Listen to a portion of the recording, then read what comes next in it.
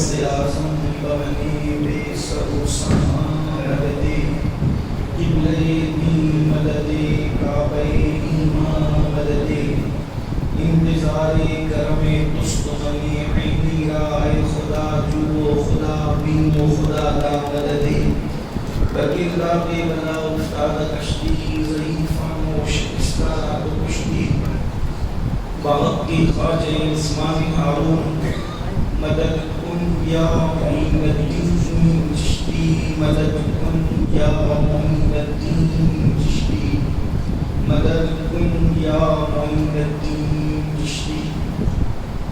معزز و مکرم ذوی احترام ذوی احتشام باصفا علماء کرام حاضرین محفل السلام علیکم ورحمۃ اللہ وبرکاتہ. انتہائی احترام و عقیدت کے ساتھ اپنے اور ساری کائنات کی مرکز عقیدت انیس بے کساں چار سے درد مندہ ہم غریبوں کے ہم گسار ہم فقیروں کی سرورت شہریار ارم تاجدار حرم نوبہار شفاعت شب اسرا کی دولہا نوشے بزم جنت دانائے سبل مولائی کل خلق الرسل خسرو خوبان سیاح لامکا وجن کل فقا در اللہ الممنون سر اللہ المخزون عالم ما کان وما یکون آبو دل انبیاء جانو دل اسفیاء مطلع ہر سعادت مبدع ہر سیادت خلاصہ کائنات فخر موجودات حضور احمد مجتبی محمد مصطفیٰ صلی اللہ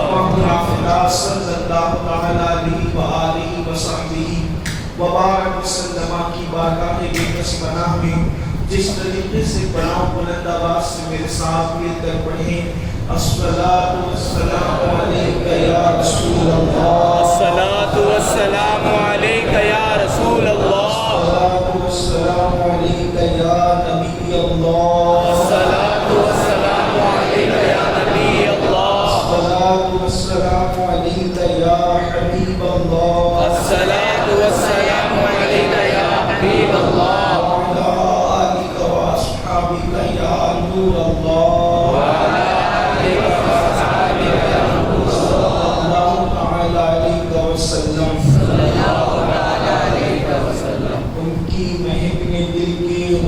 کھلا دیے ہیں سبحان اللہ جس راہ چل دیے ہیں اونچے بسا دیے ہیں. ایک دل ہمارا کیا ہے آزاد اس کا کتنا تم نے تو چلتے پھرتے مردے جلا دیے ہیں. میرے کریم سے گر قطرہ کسی نے مانگا دریا بہا دیے ہیں تربے بہا دیے ہیں. اللہ کیا جہنم اب بھی نہ سرد ہوگا اللہ کا کیا جہنم اب بھی نہ سرد ہوگا رو رو کے مصطفیٰ نے دریا بہا دیے ہیں. ہم سے فقیر بھی اب پھیری کو اٹھتے ہوں گے ہم سے فقیر بھی اب پھیری کو اٹھتے ہوں گے. اب تو سخی کے در پر بستر جما دیے ہیں. دولہا سے اتنا کہہ دو پیارے سواری کو مشکل سے ہے براتی پرخار باتیے ہیں. آنے دو یا ڈبو دو اب تو تمہاری جانب کشتی تمہیں پہ چھوڑی لنگر اٹھا دیے ہیں. اور ملک سخن کی شاہی تم کو رضا مسلم جس سمت آ گئے وہ سکے بٹھا دیے ہیں. آج کی یہ محفل اصلاح عقائد و اعمال کے حوالے سے اس مسجد کے اندر منعقد کی گئی ہے اور ہمارے برادر عزیز حضرت مولانا یوسف صاحب نے مجھے بہت سارے عناوین کے حوالے سے پابند کیا ہے. میں اور بھی احباب کے احکامات ہیں تو تھوڑی تھوڑی گفتگو جتنی باتیں مجھے کہی گئی ہے ان سب کے مطابق کچھ پیش کرنے کی سعادت حاصل کی جائے گی. اللہ پاک کی بارگاہ میں دعا ہے کہ مختصر وقت میں اللہ برکت عطا فرمائے اور مجھے حق کہنے آپ سب کو حق سن کر اس پر عمل کرنے اور اسے عام کرنے کی توفیق عطا فرمائے. سورہ تحریم شریف سے آیے کریمہ کے حصے کی تلاوت کی گئی ہے۔ اللہ پاک نے ایمان والے بندوں کو اور ایمان والی بندیوں کو یعنی ہر مومن اور مومنہ کو اللہ پاک نے اس آیے کریمہ میں دو ذمہ داری عطا فرمائی ہے۔ دو ذمہ داریاں اللہ نے سونپی ہے ایمان والوں کو۔ ایک ذمہ داری یہ انفسکم و اہلیکم نارا کہ اے ایمان والے مردوں اور اے ایمان والی عورتوں اپنے آپ کو اور اپنی اولاد کو جہنم کی آگ سے بچاؤ۔ یعنی آپ اور ہم سب کی ذمہ داری ہے کہ اپنی اولاد کو اور اپنے وجود کو جہنم کی آگ سے بچاؤ۔ یہ جہنم کی آگ کیا ہے؟ تو قرآن کی آیت خود ہی اعلان کرتی ہے وَقُودُهَا النَّاسُ وَالْحِجَارَةُ کہ جہنم کی آگ وہ ہے کہ جس کا ایندھن انسان اور پتھر ہے۔ یعنی دنیا کی آگ کی کوئی حیثیت نہیں ہے جہنم کی آگ کے سامنے، بلکہ فرمایا گیا جہنم کی آگ کو 70 مرتبہ رحمت کے پانی سے دھویا گیا ہے، تب کہیں جا کر کے یہ دنیا کی آگ بنی ہے۔ اب آپ مجھے بتائیں کہ 70 مرتبہ جب جہنم کی آگ کو دنیا کے پانی سے نہیں بلکہ رحمت کے پانی سے، رحمت کی نہر کے پانی سے جب 70 مرتبہ اس کو دھویا گیا تو یہ دنیا کی آگ بنی۔ اب آپ اندازہ کریں جب دنیا کی آگ کی حرارت کا یہ عالم ہے، دنیا کی آگ کی تپش کا یہ عالم ہے، تو جہنم کی آگ کی حرارت کا عالم کیا ہوگا؟ اللہ اپنے بندوں سے فرما رہا ہے کہ تم بھی اس راستے نہ چلنا جس راستے پر چل کر تم اپنے آپ کو جہنم کا ایندھن بناؤ، اور اپنی اولاد کو بھی اس راستے چلنے نہ دینا جس راستے پر چل کر تمہاری اولاد جہنم کا ایندھن بنے۔ آپ مجھے بتائیں اللہ اکبر، لوگ آفسوں میں، لوگ گھروں میں، لوگ دکانوں پر اللہ اللہ باٹلیں لٹکا کر رکھتے ہیں آکسیجن کے، کیوں؟ کہا کہ آگ لگے گی تو بجھا دیں گے۔ حیرت کی بات یہ ہے جو آگ ابھی لگی نہیں ہے اس کے بجھانے کی اتنی فکر ہے، اور جو آگ لگ چکی ہے، جس آگ کو اللہ نے بھڑکایا ہے، جس آگ کی تپش کا عالم یہ ہے، اللہ کے رسول غیب دا نبی صلی اللہ علیہ وسلم فرماتے ہیں 3000 سال تک کے اللہ نے جہنم کی آگ کو بھڑکایا ہے، اور جہنم کی آگ کی حرارت کا عالم یہ ہے کہ جہنمیوں کو جس زنجیر سے باندھ کر عذاب دیا جائے گا، اللہ اکبر، یہ کسی مولوی صاحب کا قول نہیں، یہ کسی سیاسی لیڈر کا قول نہیں، یہ اس رسول کا فرمان ہے جس کے کہنے پر ہم نے اللہ کو ایک مانا، جس کے کہنے پر ہم نے قرآن کو اللہ کی کتاب مانا، جس کے کہنے پر ہم نے اسلام کو دین حق مانا۔ وہ رسول صلی اللہ علیہ وسلم فرماتے ہیں یاد رکھنا انہوں نے جہنم کو دیکھا ہے اور جہنم کو دیکھ کر کے بیان فرما رہے ہیں۔ میرے اور آپ کے آقا غیب کا نبی صلی اللہ علیہ وسلم فرماتے ہیں کہ جہنم کے اندر جس زنجیر سے باندھ کر جہنمیوں کو عذاب دیا جائے گا، اگر اس کی کڑی کسی پہاڑ پر رکھ دیا جائے تو پہاڑ جیسا جیسا ہو جائے۔ اللہ اکبر، جب ایک کڑی کڑی عالم ہے مسلمانوں، تو مجھے بتاؤ اس پوری زنجیر کا عالم کیا ہوگا؟ اللہ اکبر، کیا ہم یہ نہیں سوچتے کہ اللہ کی عدالت میں کھڑے رہنا ہے؟ مجھے بتاؤ ایک دن میں ہزاروں گناہ، ایک دن میں ہزاروں جرائم ہم کر رہے ہیں، اپنے آپ کو جہنم کی آگ سے بچانے کی کوشش نہیں کر رہے ہیں۔ اللہ اکبر، جہنم کی آگ کیا ہے، اس کی حرارت کیا ہے، اس کا عذاب کیا ہے، یہ تفسیری عنوان ہے، لیکن آئیے اپنے عنوانات کی طرف چلتے ہیں۔ ایک مرتبہ اللہ کے حبیب غیب کا نبی صلی اللہ علیہ وسلم نے فرمایا، میرے آقا اپنے صحابہ سے فرماتے ہیں اے میرے صحابہ، جہنم کے اندر ایک وادی ہے، جہنم کے اندر ایک وادی ہے، اور اس وادی کا حال یہ ہے کہ ایک دن میں 5 مرتبہ جہنم خود بھی اس سے پناہ مانگتا ہے۔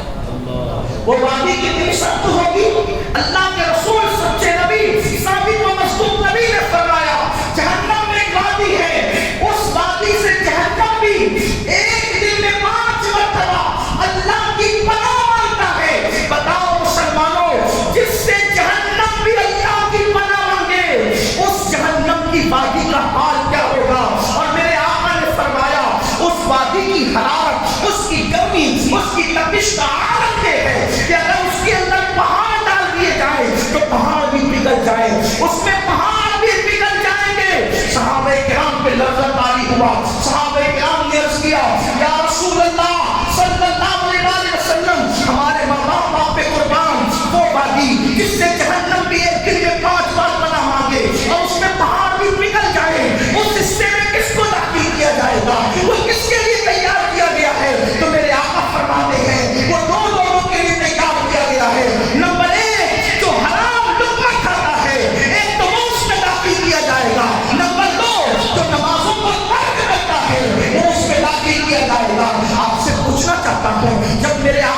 سچے ہیں. اللہ اکبر.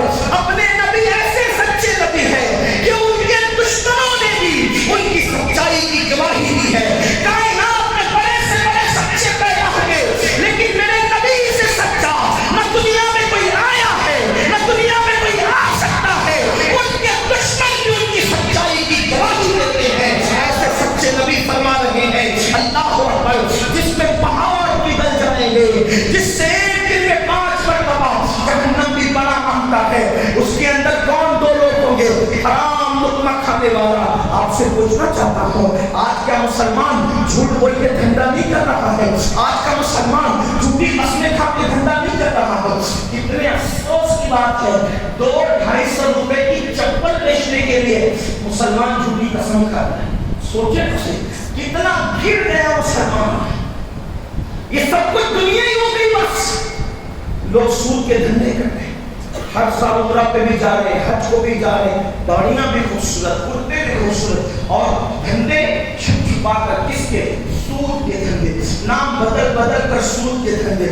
میں پوچھتا ہوں پبلک لیول پر نیک بننے کا کیا فائدہ؟ نیک بننا ہے تو خدا کی نظر میں بنو. لوگوں کے درمیان جھوٹی عزت کی خاطر انسان خدا کو ناراض کرتا ہے. سن لو اللہ کے رسول علیہ السلام نے فرمایا جس نے سود کا ایک لقمہ کھایا گویا اس نے اپنی ماں کے ساتھ 36 مرتبہ اسلام میں زنا کیا. اسلام میں زنا کیا. ایک لقمہ سود کا. اور ڈرنے سے سود کھایا جا رہا ہے. سود کے در راتوں رات کروڑپتی بننے کے چکر میں, شارٹ ٹائم میں کروڑپتی بننے کے چکر میں, ایزی منی کے چکر میں کتنے مسلمان ہیں. بلکہ آپ سے یہی ایک عنوان میں بات کروں, بہت وقت جائے لیکن اس پر بات نہیں کرتا. ایک بات آپ سے کرتا ہوں. علامہ ابن حجر یہاں تک لکھتے ہیں کہ سود کا دھندا کرنے والے اور سود کھانے والوں پر میں نے شب قدر میں بھی عذاب ہوتے دیکھا. یعنی سود کا دھندا کرنے والوں پر اللہ رمضان شریف اور رمضان شریف شب قدر میں بھی اللہ ان کی قبر سے عذاب نہیں اٹھاتا. ابن حجر کہتے ہیں میں نے خود اپنی آنکھوں سے قبر پر عذاب ہوتے ہوئے حالت کشف میں دیکھا. جب معلوم کیا تو پتا چلا کہ جناب نیک تو بہت تھے, پرہیزگار تو بہت تھے, نمازی تو بہت تھے, روزے دار تو بہت تھے, لیکن بڑھاپے میں دولت کی لالچ ایسی غالب آئی کہ چھپ چھپا کر سود کا دھندا کرتے تھے. میں پوچھنا چاہتا ہوں چھپ کر گناہ کرنے کا آخر فائدہ کیا ہے؟ جو انسان سے کچھ نہیں لینا اس سے چھپ رہے ہو, کیا اللہ سے بھی چھپ سکتے ہو؟ میرا اللہ فرماتا ہے ان اللہ کان علیکم رقیبا. اللہ تم پر بڑی نگرانی فرما رہا ہے. ایک مقام پر فرماتا ہے ہوا معکم اینما کنتم, تم جہاں کہیں ہو اللہ تمہارے ساتھ ہے. اتنا قریب ہے نحن اقرب الیہ من حبل الورید, وہ تمہاری شاید سے زیادہ قریب ہے. اب مجھے بتاؤ ہم جو کرتے ہیں رات کو کریں تو دیکھتا ہے, دن کو کریں تو دیکھتا ہے, صبح کرو تو دیکھتا ہے, شام کرو تو دیکھتا ہے. یاد رکھنا سب کی نظر سے چھپ سکتے لیکن رب کی نظر سے نہیں چھپ سکتے. کوئی دروازہ ایسا پیدا نہیں ہوا, کوئی دروازہ ایسا بنایا نہیں گیا جو خدا اور بندے کے درمیان بند ہو جائے. کوئی دروازہ نہیں ایسا ہے جو خدا اور بندے کے درمیان حجاب پیدا کر سکے. اللہ دیکھ رہا ہے, ہر وقت دیکھ رہا ہے, ہر پل دیکھ رہا ہے, ہر ساتھ دیکھ رہا ہے. ارے کام کرنے والوں کو لوگ کام کرتے دیکھتے ہیں. میرے اللہ کی شان یہ ہے انسان کام نہیں کرتا اس سے پہلے اللہ جانتا ہے کہ یہ کرنے والا کیا ہے. وہ علیم بذات الصدور ہے. مسلمانوں یہ دنیا چلنے کی ہے, یہ دنیا چند لمحوں کی ہے. اس دنیا میں جیا کون ہے, اس دنیا میں رہا کون ہے؟ یہ دنیا لانچ کی طرح ہے. لانچ کے اندر لوگ بدلتے رہتے ہیں. کل کوئی ہے, پرسوں کوئی ہے, آج کوئی ہے, آج کے بعد کوئی ہے. ایسے یہ دنیا بھی لانچ کی طرح ہے. سرائے فانی ہے. ہم سے پہلے ہمارے باپ دادا, ان سے پہلے ان کے باپ دادا, ان سے پہلے ان کے باپ دادا. اب ہماری باری ہے, آگے ہماری نسلوں کی باری ہے. مجھے بتاؤ مسلمانوں آخر انسان حرام کی دولت میں کفن میں لپٹ کر جائے گا, اس کا انجام کیا ہوگا؟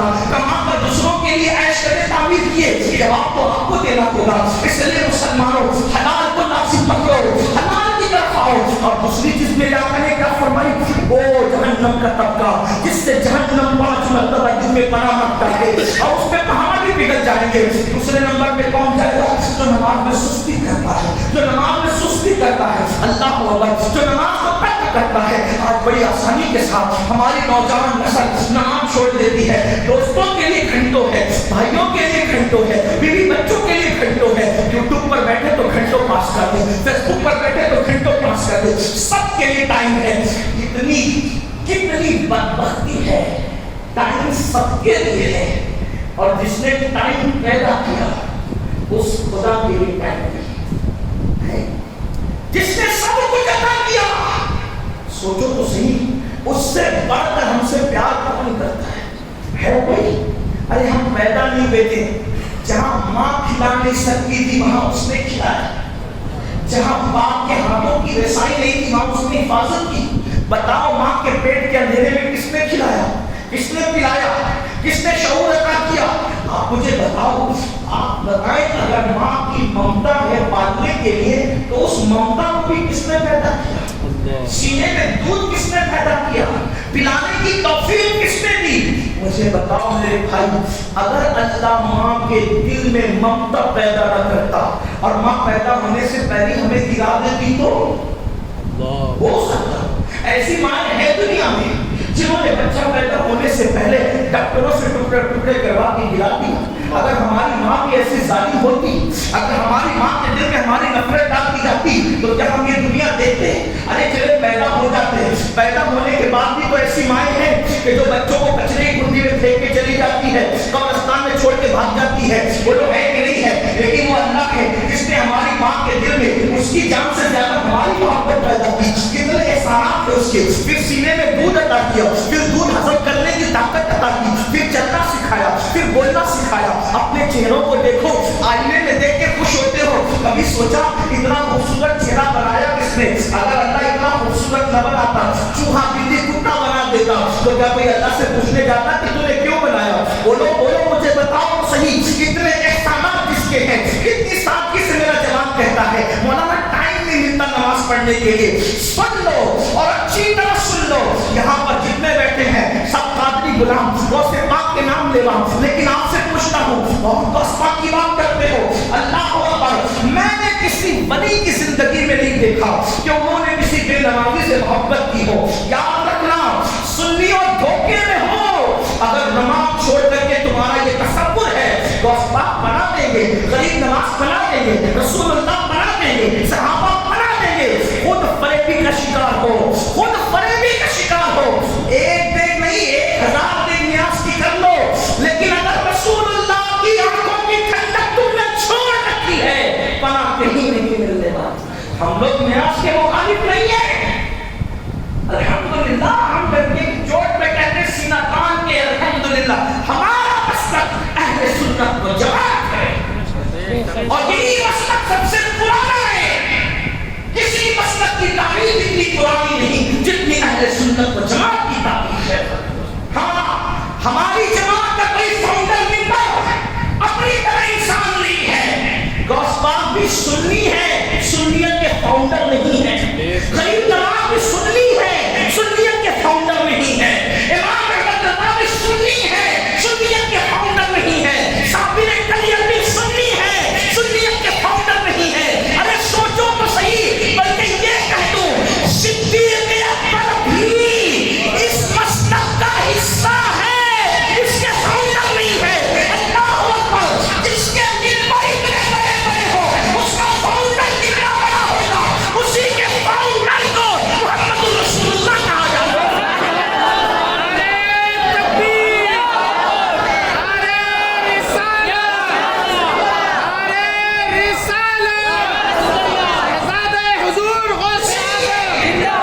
اسی لیے ہر مسلک کی تعلیم میں آپ کو کہیں نہ کہیں سکم پایا جائے گا, کہیں نہ کہیں آپ اس پہ انگلی رکھ سکتے ہیں, لیکن جو پیور اہل سنت کا عقیدہ ہے آپ اس پہ کوئی انگلی نہیں رکھ سکتے.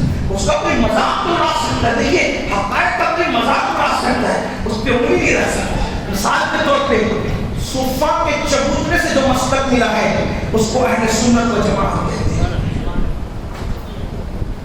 جس نے اتنی بڑی بڑی ہستیاں ہو, غوث پاک کریم, کسی شاعر نے بہت اچھے انداز میں کہا ہمارے دین کی حقانیت کے یہ دونوں شاہد ہیں. ہمارے دین کی حقانیت کے یہ دونوں شاہد ہیں, معین الدین اجمیری, محیط الدین جیلانی. اور سب کا تن. آج کل کچھ لوگ بھی اپنے آپ کو اہل سنت کہتے ہیں، لیکن یاد رکھنا اگر کوئی بندہ جس کو علی پاک پڑھنا نہ آئے وہ کہے کہ میں ڈاکٹر ہوں، تو آپ اس سے پوچھیں کہ ڈاکٹر ہونے کا کوئی ثبوت ہوتا ہے نا؟ آج کل بنا میں سنت لوگ ہیں، میں کسی کی غیبت کرنے نہیں بیٹھا ہی ہے نہ، فسق و فجور والوں کا تذکرہ کرنا اور چور کو چور کہنا کوئی غیبت نہیں ہے، یہ تو حقائق ہے. لیکن میں ذکر کرنے اور اپنے آقاؤں کا لیکن ایک اشارہ دینا آپ سمجھے کہ بہت لوگ اپنے آپ کو اہل سنت کہتے ہیں، ٹھیک، لیکن آپ جیسے کسی ان پڑھ سے وہ کہیں گے میں ڈاکٹر ہوں، کہیں گے کوئی ثبوت تو ہوگا آپ کے پاس ڈاکٹر ہونے کا، لیکن مسکول کا منہ نہیں دے گا پھر میں ڈاکٹر ہوں. تو آپ سے اہل سنت اگر آپ ہیں تو آپ کا عقیدہ حضرت ابوبکر صدیق کے عقیدے سے ملنا چاہیے، آپ کا عقیدہ حضرت عمر بن خطاب کے عقیدے سے ملنا چاہیے، آپ کا عقیدہ عثمان غنی کے عقیدے سے ملنا چاہیے، آپ کا عقیدہ علی مرتضیٰ کے عقیدے سے ملنا چاہیے، آپ کا عقیدہ کربلا والے امام حسین کے عقیدے سے ملنا چاہیے. یہ لوازمات ہیں اہل سنت کے. یعنی کوئی بھی نیند میں سے اٹھ کے نہیں کہہ سکتا کہ میں سنی ہوں. سنیت کے لیے سنیوں کے عقیدے سے ہونا ضروری ہے، جیسے ڈاکٹر ہونے کے لیے اس کا نصاب ضروری ہے، ویسے سنیت کا بھی ایک نصاب ہے. جب تک آپ کا عقیدہ ابوبکر صدیق کے عقیدے سے نہیں ملے گا، عمر بن خطاب کے عقیدے سے نہیں ملے گا، عثمان غنی کے عقیدے سے نہیں ملے گا، علی کے مرتضیٰ کے عقیدے سے نہیں ملے گا، اصحاب مصطفیٰ کے عقیدے سے نہیں ملے گا، اہل بیت مصطفیٰ کے عقیدے سے نہیں ملے گا، کربلا والوں کے عقیدے سے نہیں ملے گا. اس وقت تک کہ آپ کچھ بھی کہتے رہے قبر میں کوئی بات کام نہیں آئے گی. آپ کہیں گے میر القادری جو سنی تم ہو کیا اس میں بھی کوئی صدیق و فاروق کا عقیدہ ملتا ہے؟ میں نے کہا لے آؤ کوئی بات جو ہمارا عقیدہ ہو اور اس کی روشنی وہاں سے ہم نہ لیتے ہوں. کا مطلب باقی تو یا رسول اللہ کہتا ہے، تو یا رسول اللہ کہتا ہے، تو کیا یہ رہا ہے رسول اللہ کہنا صحابہ سے ثابت ہے؟ بالکل. اپنی تمہاری کتابوں کی کوئی بات ہی نہیں. کسی کی بھی کتاب اٹھا لو، اگر اس کی عقل سلامت ہے اور اس کو قیامت کے دن کھڑے ہونے کا تصور ہے تو ہر بندے نے لکھا. کیا لکھا؟ توجہ کریں. جب جنگ یمامہ ہوئی، جب جنگ یمامہ ہوئی، جنگ یمامہ میں اب جنگ تھی کس سے؟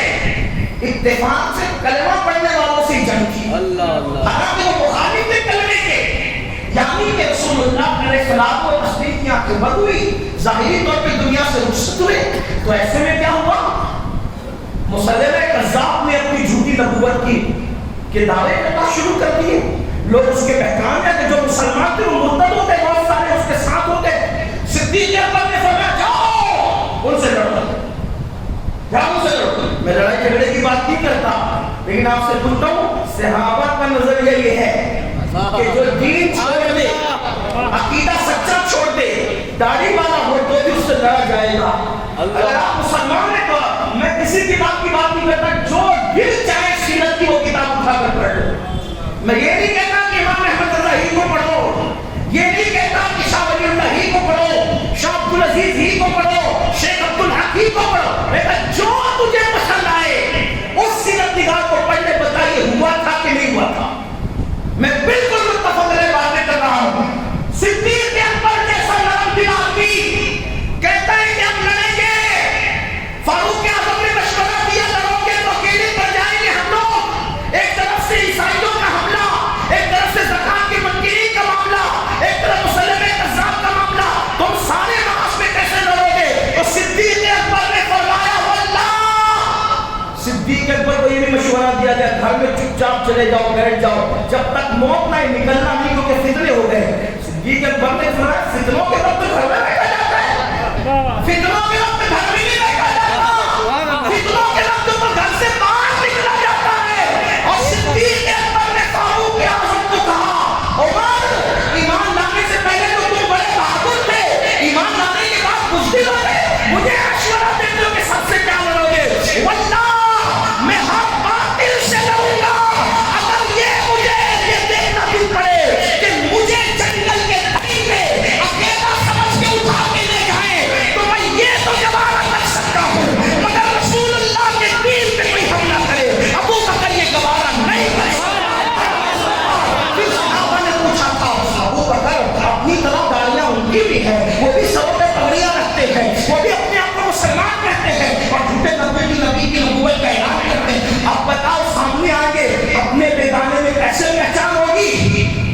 آپ کے شہر نہیں دیکھتا ہوں. توجہ کریں چنئی والوں، صدیق اکبر و صحابہ کا امام، اور وہ بھی ایسا امام، کسی کو امام بنایا چیف ٹرسٹی نے، کسی کو امام بنایا ولیوں نے، کسی کو امام بنایا صحابہ نے. ابو بکر اس امام کا نام ہے جس کو رسول اللہ نے اپنے مسئلے ایسا امام ہے صدیق اکبر، ایسا امام ہے صدیق اکبر. صدیق اکبر کوئی شک ہے ان کی مقبولیت؟ اب صدیق اکبر کیا کہتے سنو، فرمایا دونوں میں لڑائی ہوگی تو غلطی سے اپنے آدمی کو نہ مار دو. تو جب بھی کوئی سامنے آئے نا مسلح کذاب کا آدمی، بدعتیوں کا آدمی سامنے آئے تو تم کو شک ہو کہ اپنا ہے کہ بدعتی ہے، تو تم کیا کرو گے؟ تو کہا تم ایک نعرہ لگانا، کیا کہنا؟ یا محمد سبحان اللہ، یا محمد یا محمد یا محمد. لوگوں کو یا رسول اللہ کہنے کے تقریب صدیق اکبر نعرہ لگوا رہے یا محمد. سبحان اللہ. یا محمد کا مطلب کیا ہوا پتا؟ کیا ہوا؟ دیکھو یا حرف ندا، اس کے بعد آنے والا منادا، اور منادا پر جب اللہ ہوگا حرف مد آئے تو پھر عربی کا فائدہ یہ بنتا ہے کہ مدد کے معنی پیدا ہوتے ہیں. اب یا محمد کا مطلب کیا ہو رہا ہے؟ رسول اللہ قبر میں آرام کر رہے ہیں، آرام. اور صدیق اکبر یمامہ کی جنگ میں صحابہ کو کہتے ہیں یا محمد لگاؤ. ترجمہ کیا ہوگا؟ اے محمد رسول اللہ ہماری مدد کیجیے. نعرے تکبیر، نعرے رسالت، نعرے رسالت. آپ مجھے بتائیں، دیکھو یہ صدیق اکبر کا عقیدہ. اب جو نئے بائے سے آتے ہیں ان سے کہو کہ ہمت کرو، بھانے ہم تو نہیں کرتے ہیں، یا اللہ کہتے ہیں کیونکہ دور کی اللہ ہی سنتا ہے. ہم تو کہتے ہیں تمہیں اللہ کو بھی پتا نہیں، اللہ دور ہے تو سنے گا. توجہ رکھی کہتے ہیں اللہ دور کی اللہ سے سنتا ہے. میں نے کہا مولا جی اللہ کو دور ہے ہی نہیں، جو اللہ کو دور مانے وہ قرآن کے خلاف ہے. کہا کہ وہ کیوں؟ میں نے کہا اللہ کو اللہ کو شاید اب سے زیادہ قریب ہے، جو اتنے قریب ہوتے اس کو دور کہتے ہو. دور کی تو صرف اللہ ہی سنتا ہے. اگر یہ عقیدہ رکھا کہ کوئی دور کی سنے گا تو کافی ہو جائے گا. میں نے کہا اللہ والو اللہ کو دور ہے ہی نہیں، دور ہے ہی اللہ. یہ قرآن کہ اللہ اقرب الیہ من حبل الورید، اللہ تو شرف سے زیادہ قریب ہے. یہ اللہ کی باتیں بہت سی کرنے کی ہیں لیکن نہیں کرتے. ٹائم کی بھی قلت ہے، وقت تو میرا ہو چکا تھا کام، لیکن جب تک حضرت تشریف لاتے ہیں دو چار باتیں اس کرو. توجہ فرمائیں. آپ کہیں گے مولا علی کا کیا عقیدہ تھا؟ تو میں نے کہا مولا علی کا عقیدہ صدیق اکبر کا سنا اصحاب کی حیثیت سے. مولا علی تو صحابہ میں بھی ہے لیکن ان کا شمار اہل بیت میں بھی ہوتا ہے. کون علی؟ سید السادات علی. کون علی؟ خاتم الولایت علی. کون علی؟ باب مدینۃ العلم علی.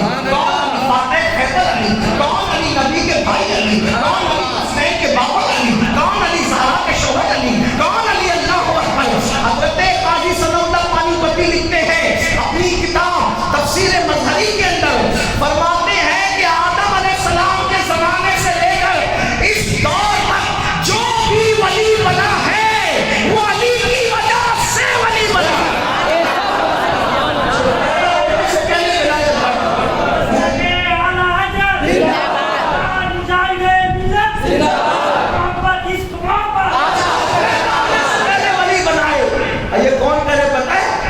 ثناء اللہ پانی پتی کون ہے؟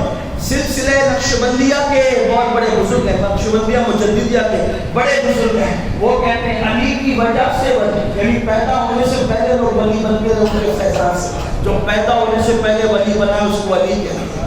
علی وہ ہے جن کے بارے میں میرے آقا نے میں کو جنت اور جہنم کا بانٹنے والا ہے. علی علی وہ ہے. اللہ کا ارشاد فرماتے سب کی نسل جو نبی کی پشت تھی اسی نبی کی پشت سے نسل چلی، لیکن میری نسل کو اللہ نے علی کی پشت میں رکھا. آپ فرمائے علی ملک زادہ علی کو پڑھو تو بھی وقت ختم ہو، لیکن میرے امام اہل سنت سیدی اعلیٰ حضرت فرماتے ہیں کہ کوئی حب علی کے ولی نہیں بن سکتا. اسی لیے کہتے ہیں اصل نسل صفا وجہ وصل خدا، اصل نسل صفا وجہ وصل خدا، وجہ وصل خدا، وجہ وصل خدا.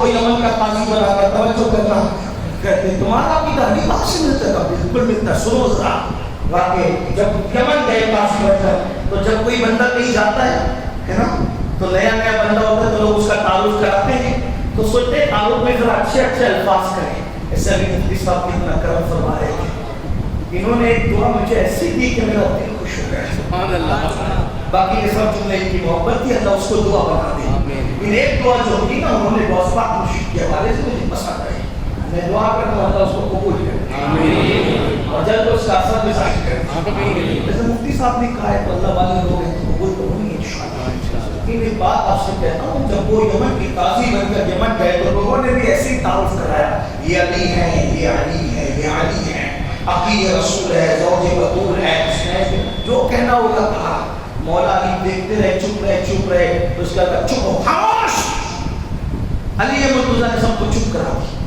چپ ہو خاموش رہو میرا تم تعارف کرو گے میں اپنا تعارف کراتا ہوں علی باپ نے کہا مولا علی نے کہا کون جو نبی کے بھائی کے بھائی ہونے میں شک ہے جو نبی اور علی کے دشمن ہے وہ بھی کہتے ہیں کہ وہ چچا زاد بھائی ہیں ہے نا کہتے ہیں نہیں کہتے اور ہمارے امام نے تو خطبے میں لکھا اخی رسول سبحان اللہ رسول اللہ کے بھائی صحابہ نے بھی تعارف کرایا بھائی یہ اخی رسول ہے رسول اللہ بھائی رسول اللہ کا بھائی ہونا کتنی بڑی چیز ہے سبحان اللہ کتنی بڑی بات ہے کوئی کہتا ہے میں میری شان دیکھ میرا امام میرا بھائی جامع مسجد کا امام ہے میں کون سمجھ تو میرا بھائی میں نے کہا علی نبی کے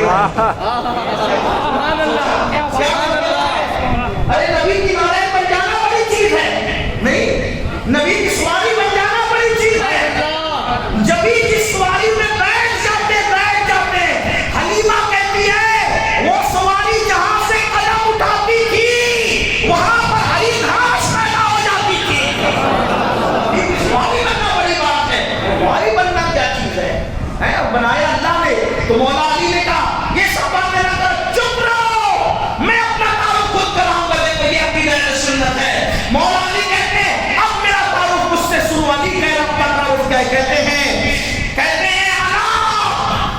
انا عبید من عباد محمد میں محمد کے غلاموں میں سے اپنا غلام ہوں اب اندازہ کرو اپنا غلام کا یہ عالم ہے تو اس کے آقا کا عالم کیا ہوگا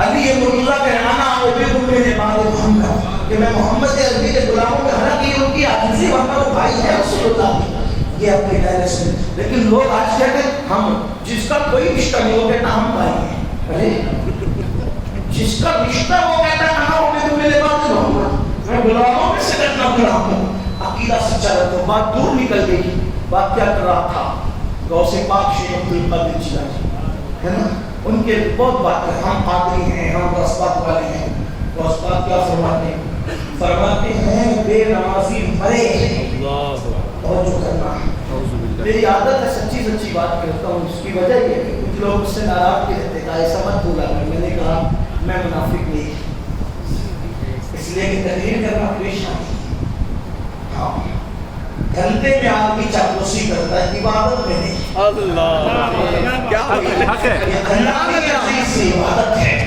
اس میں تو سچی ہے بول دیں گے جنہیں والے چاہیں کرنا اس لیے کہ حضور کا دین تو جنگلوں میں بھی کہلایا ہے جنہیں کے شہر کی ضرورت تھوڑی ہے نا کیا بات ہے لیکن اب سنو دل کے کم غوث پاک فرماتے بے نمازی مر جائے اس کو مسلمانوں کے قبرستان میں دفن نہ کرو اللہ جو غوث پاک بے نمازی کو مسلمان کے قبرستان میں قبول نہ کریں وہ غوث پاک بے نمازی کو اپنے قادری سلسلے میں کیسے قبول کریں گے تو کہیں شیطان کا فریب تو نہیں چل رہا ہم شیطان کے فریب میں تو گرفتار نہیں ہیں مسلمانوں نماز کی طرف آؤ اور یہ تو غوث پاک ہے یہ غوث پاک ہے اللہ کے رسول علیہ السلام تو اپنے صحابہ کو بے نمازی کے ساتھ اٹھنے بیٹھنے سے منع کرتے تھے امام فقیہ ابو اللیث سمرقندی نے لکھا کہ اللہ کے رسول علیہ السلام نے حضرت ابو ہریرہ سے کہا، اے ابو ہریرہ بے نمازی کے ساتھ نہ بیٹھا کر، کیونکہ بے نمازی پر لعنت برستی رہتی ہے، تو جو بے نمازی کے ساتھ بیٹھے ڈر ہے کہ اس پر بھی اللہ کی لعنت کا اثر نہ پڑے۔ اللہ اکبر۔ میرے آقا نے اپنے صحابہ سے کہا، اے میرے صحابہ تم دعا کیا کرو کہ اللہ کسی کو بدبخت نہ کرے، نہ محروم کرے، نہ بدبخت کرے۔ دل کے کانوں سے اس حدیث کو سننا، یہ سوچتے ہو کچھ بھی کریں گے بخش دیے جائیں گے، کچھ بھی کریں گے بخش دیے جائیں گے۔ اگر کچھ بھی کریں گے بخش دیے جائیں گے، مسلمانوں قرآن کہہ چکا، پہلے کہہ چکا کہ نبی کا سگا بیٹا بھی کرتوت کی وجہ سے جہنم میں داخل کیا جائے گا۔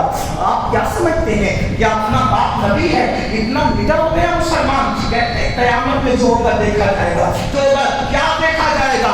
نبی کا بیٹا، سگا بیٹا نوح علیہ السلام کے بیٹے کی شکل میں جہنم کے اندر داخل کیا جائے گا۔ عبرت سے کام نہیں لیتے۔ حضرت نوح نے اس کے بارے میں کہا، اللہ یہ میری اولاد ہے، اللہ نے فرمایا لیس من اہلک، کہ تیری اولاد نہ رہا، کرتوت اس کے اچھے نہیں، اولاد نہ رہا۔ مجھے بتاؤ اچھے کرتوت نہ ہو تو نبی کا بیٹا ہو کر اولاد نہیں رہتا، اللہ اس کو اولاد کی فہرست سے خارج کر دیتا ہے۔ اگر کرتوت اچھے نہیں ہوئے تو کیا نبی کی امتی کے فہرست سے خارج نہیں ہو سکتے؟ اگر اسی طرح بھنگ کھا کر، اسی طرح چرس پی کر، اسی طرح شراب پی کر، اسی طرح نشے کی دوائیاں پی کر نشہ کرتے رہے، گرم گرم گدوں پہ لیٹ کر گندی فلمیں دیکھتے رہے، ماں باپ کا دل دکھاتے رہے، ماں باپ کو تکلیف پہنچاتے رہے، مسجدوں کو ویران کرتے رہے، تو کرتوت اچھے نہیں ہے تو نبی کے بیٹے کے لیے کہا جاتا ہے لیس من اہلک، یہ باپ کے ہاتھ سے نہیں رہا تو امتی کی فہرست سے خالی نہیں کیا جا سکتا۔ کہاں ہے مسلمانوں؟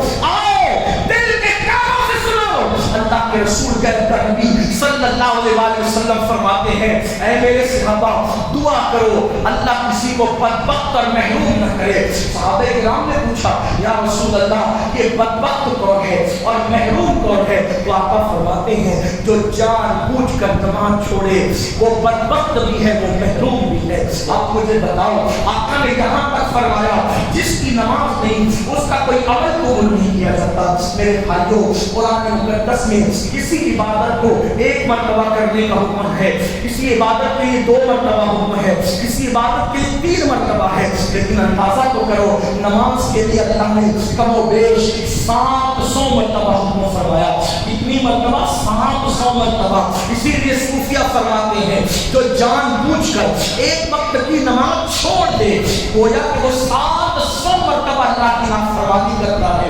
اللہ اکبر۔ اب آئیے ذرا بات آگے بڑھاتے ہیں۔ وہ جو نماز اتنی اہم ہے لیکن وہ نماز پر بھی اثر پڑتا ہے۔ ایک ایسا گناہ ہے، ایک ایسا گناہ ہے جو نماز کو بھی رد کروا دیتا ہے۔ وہ کون سا گناہ ہے؟ میرے آقا سچے نبی صلی اللہ علیہ وسلم فرماتے ہیں جس سے اس کے ماں باپ ناراض ہو یا دونوں میں سے کوئی ایک ناراض ہو، اللہ اس کے سجدے قبول نہیں کرتا، بلکہ اس کے سجدے اس کے سر کے اوپر نہیں جاتے۔ جس سے ماں باپ ناراض ہو یا دونوں میں سے کوئی ایک ناراض ہو۔ اب بتاؤ مسلمان بھائیوں اللہ اکبر کتنے مسلمان ہیں جو اپنے ماں باپ کی خوشی دیکھتے ہیں؟ آج کل تو ہم یہ دیکھ رہے ہیں سیریل دیکھنے کی وجہ سے، فلمیں دیکھنے کی وجہ سے مسلم نوجوانوں کا حال ہی ہو گیا ہے کہ اللہ اکبر ماں باپ کو دھکے دیتے ہیں، اللہ اکبر ماں باپ کو گالیاں دیتے ہیں، ماں باپ کو گالیاں نکالتے ہیں۔ کچھ تو ایسے ہیں اگر شادی ہو گئی بیوی نے کہا میں آپ کے ماں باپ کے ساتھ نہیں رہنا تو ماں باپ کو بیوی کے لیے چھوڑ دیتے ہیں۔ میں کہتا ہوں بیوی کے کو ماں باپ کے لیے نہ چھوڑے لیکن بیوی کے لیے ماں باپ کی نہ چھوڑے، حالانکہ اپنے اپنے حقوق ہیں۔ میرے آقا علیہ صلوۃ و تسلیم فرماتے ہیں میں جب جہنم کے میں نے مشاہدہ کیا، میں نے جب جہنم کا مشاہدہ کیا تو میں نے جہنم میں دیکھا کہ آگ کا ایک درخت ہے اور آگ کے درخت کے اوپر آگ کی شاخوں میں کچھ لوگ لٹکے ہوئے ہیں۔ جہنم کے اندر آگ کا درخت ہے، اس کی شاخوں میں کچھ لوگ لٹکے ہوئے ہیں۔ میں نے جبریل سے پوچھا جبریل یہ کون ہے؟ تو جبریل نے امین نے عرض کی یا رسول اللہ یہ وہ لوگ ہیں جو اپنے ماں باپ کا دل دکھایا کرتے تھے۔ میرے آقا علیہ السلام کے دیوانوں فرمایا گیا جس نے اپنی ماں کا دل دکھایا یا اپنے باپ کا دل دکھایا مرتے وقت اس کی زبان پہ کلمہ جاری نہیں ہوگا۔ اللہ اکبر۔ آج بہت آسانی کے ساتھ بوڑھے ماں باپ کی لوگ موت چاہتے ہیں، آج بوڑھوں کو گھر کا کچرا سمجھا جاتا ہے۔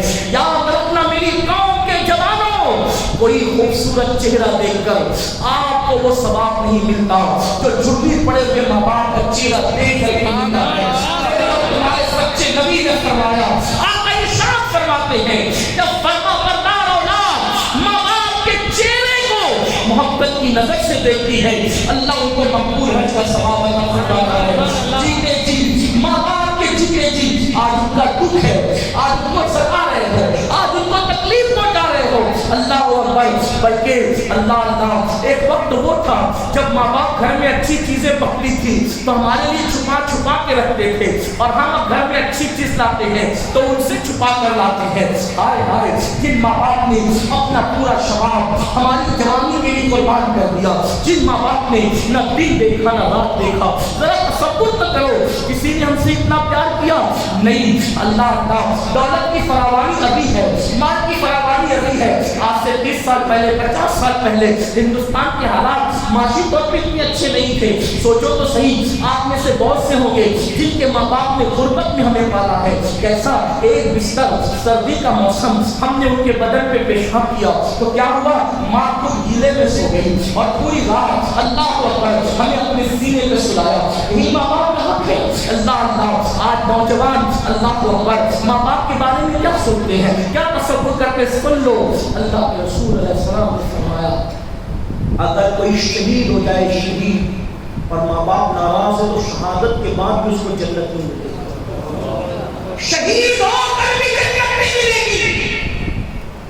ماں باپ یاد آئیں گے, ضرور یاد آئیں گے, لیکن مرنے کے بعد قدر نعمت بات تمہیں اور مجھے کیا ماں باپ یاد آئیں گے؟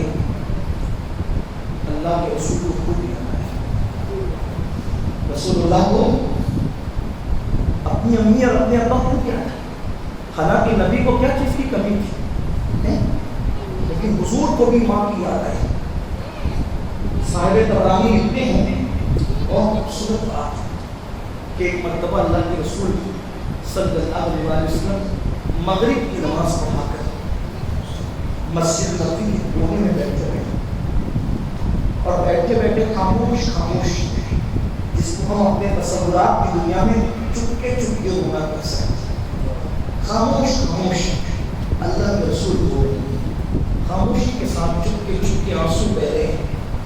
صحابہ کرام کی عادت تھی کہ ہمیشہ وہ اللہ کے رسول کو تکتے رہتے تھے, دیکھتے.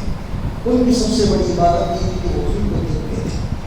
آج انسان سب کو دیکھ سکتا ہے, قرآن کو دیکھ سکتا ہے, کعبے کو دیکھ سکتا ہے, لیکن رسول اللہ کو آپ کوئی نہیں دیکھ سکتا ہے. اسی لیے ان کے لیے سب سے بڑی عبادت ہوئی تھی. جب صحابہ کرام نے دیکھا حضور رو رہے, رونے کا کوئی موقع نہیں, بظاہر رونے کا کوئی موقع نہیں, حضور علیہ السلام رو رہے. صحابہ کرام قریب آئے اور آقا سے اس کی آقا کیوں رو رہے ہیں, رونے کی وجہ کیا, رونے کی وجہ. آقا فرماتے ہیں آج مجھے میری امی جان حضرت آمنہ کی یاد آ گئی. یہ آمنہ وہ ماں ہے, یہ آمنہ سیدہ آمنہ وہ ماں ہے کہ ماں ہونے کے اعتبار سے کوئی ماں اس ماں کی برابری نہیں کر سکتی. کیوں؟ کسی کا بیٹا ولی, کسی کا بیٹا صحابی, کسی کا بیٹا موسیٰ, کسی کا بیٹا عیسیٰ علیہ السلام, لیکن آمنہ وہ ماں ہے جس کا بیٹا خدا کا معبود, جس کا بیٹا خدا کا معبود. سوچو سوچو اس ماں کی شان کیا ہوگی. ارے جب غوث اعظم جیسی ہستی ایری گیری ماں کی گود میں پیدا نہیں ہوتی تو محبوب خدا محمد رسول اللہ پوری کائنات میں وہ یکتا بے مثال بے مثل, فرشتوں میں کوئی ان جیسا نہیں, اجنہ میں کوئی ان جیسا نہیں, انسانوں میں کوئی ان جیسا نہیں, حتیٰ کہ جناب انبیاء میں کوئی ان جیسا نہیں. وہ ناسانی, وہ یکتا. میرے امام کہتے ہیں یہی بولے سدرا والے چمنے جہاں کے تالے سبھی میں نے چھائی ڈالے, تیرے پائے کا نہ پایا, تجھے یک نے یک بنایا جو حق ہے.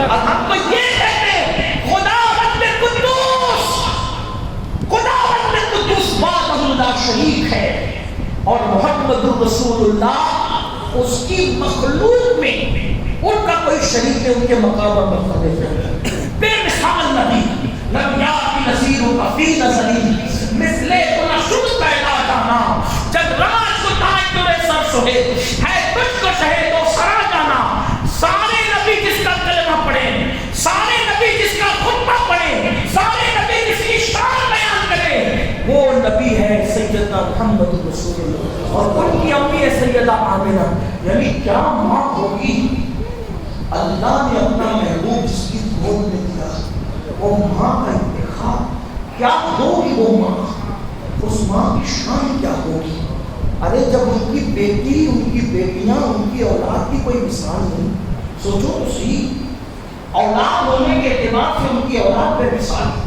اصحاب ہونے کے اعتبار سے ان کے اصحاب پہ مثال تو ماں باپ ہونے کے اعتبار سے ان کے ماں باپ بھی تو بے مثال لیکن ایک بات کہہ دوں برا نہ مانو تو کہوں گا کتنا افسوس ہے نا کتنا افسوس ہے مسلمانوں آج کل لوگ کہتے ہیں نا یہ سنی لوگ دوسرے فرقوں کی بات کرتے ان کو گالی دیتے ہم گالی نہیں دیتے ایک دکھ کی بات بتاؤں جن فرقوں کی محبت میں آپ اہل سنت کو گالی دیتے ہو ان فرقوں کے لوگوں نے نبی کی اماں اور نبی کے ابا کو کافی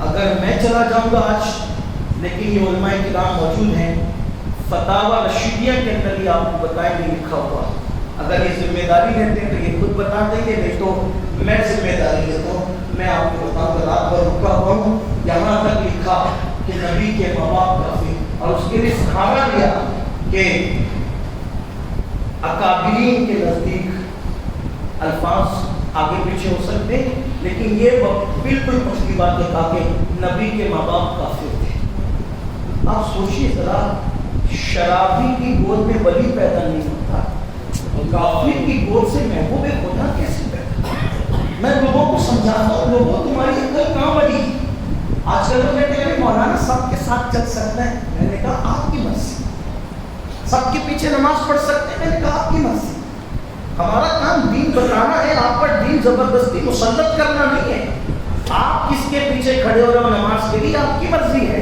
قیامت کے دن رسول اللہ کو جب منہ تو دکھانا ہے نا شفاعت کی بھیک لیتے وقت اس وقت اگر حضور نے پوچھ لیا جو میری ماں کو کافر ہونے کی گالی دیتا تھا اس کو اپنا امام بناتا تھا آپ کے پاس میں جواب ہوگا آپ کیا نہیں اب یہاں چیزیں میں جھگڑے لگانے تھوڑی آئے لیکن آپ کی نماز بچانے کا درد تو ہمیں ہے آپ کا ایمان بچانے کی فکر تو ہمیں ہے سوچو جو نبی کے ماں باپ کو کافر کہے تم ان کے پیچھے نمازیں پڑھتے ہو یہ ذمہ داری ہماری ہے بتائیں گے میں تو لوگوں کو یہاں تک کہتا ہوں ارے حضرت یونس علیہ السلام مچھلی کے پیٹ میں 40 دن کے لیے رہے تو ہمارے بزرگوں نے فرمایا جس مچھلی کے پیٹ میں یونس 40 دن تک رہے وہ مچھلی بھی جنت میں جائے مچھلی نبی کی ماں نہیں ہے صرف 40 دن یونس جیسا پیغمبر مچھلی کے پیٹ میں آ جائے تو وہ مچھلی بھی جنتی ہو جاتی ہے تو جس آمنہ کے شکم میں خدا کا محبوب 9 مہینے تک رہا ہے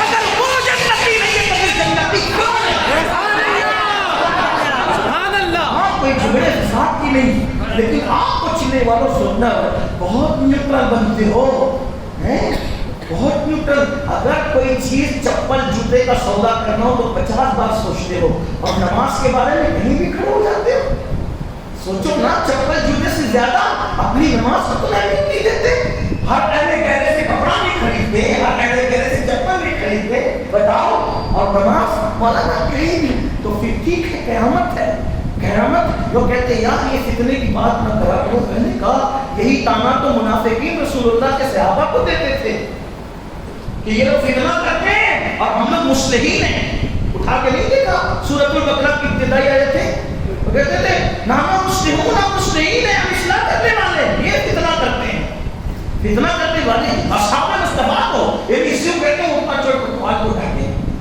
آپ بتائیں تو صحیح بہرحال بات دور نکل گئی میں بات ختم کر رہا تھا میرے نبی صلی اللہ علیہ وسلم رو رہے ہیں اور روتے روتے خاموش رسول ہیں سرکار کے اصحاب کا کیوں رو رہے ہیں فرمایا میری امی جان کی یاد وہ نبی جو پوری کائنات کی جان ہے وہ جس کو امی جان کہتے ہیں امی جان جو کائنات کی جان ہے وہ کسی کو اپنی جان کہتے آج میں اس ماں کا مرتبہ اسماء کی شان.